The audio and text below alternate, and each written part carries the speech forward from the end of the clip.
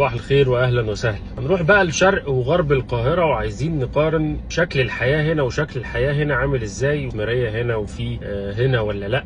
انا بتكلم طبعا عن التجمع الخامس واكتوبر بالكامل من الشيخ زايد والشماليه وغيره. طيب الهدف من الفيديو ده ايه؟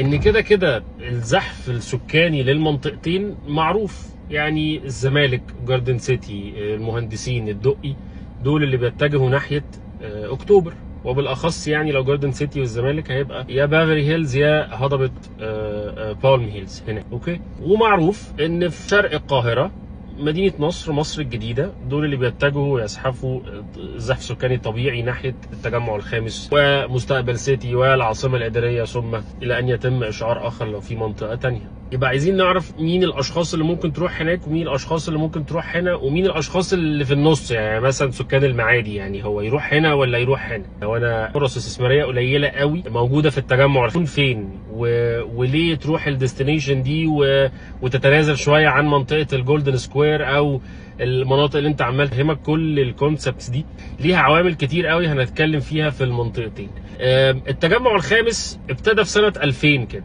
تم الاعلان عنه سنه 2000 اكتوبر. تم الاعلان عن هذه المدينه في 1979، يعني هي بعد يعني حرب اكتوبر عملوا منطقه جديده اسمها السادس من اكتوبر، لحد لما اكتملت الشبكه بتاعه 6 اكتوبر وتقسمت تقسيم واضح، هو محور امتداد محور 26 يوليو ووصل الدهشور، فتقسمت الى 4 مربعات ارقاهم طبعا زمان ودلوقتي ممكن. الحته بتاعت صادق، بافري هيلز، والجريا والحته اللطيفه دي، الربوه هناك.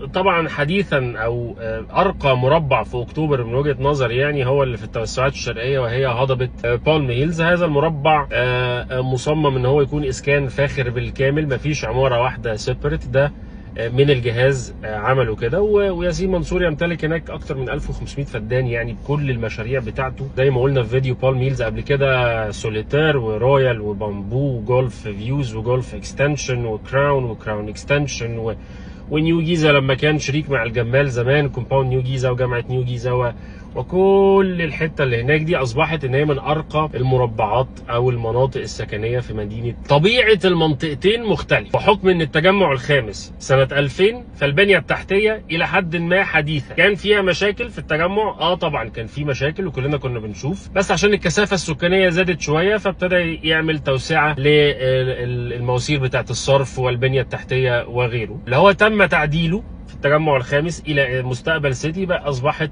انفراستراكشر سمارت سيستم بالكامل. وكذلك التجمع السادس اللي هنتكلم عليه، وكذلك العاصمه الاداريه طبعا.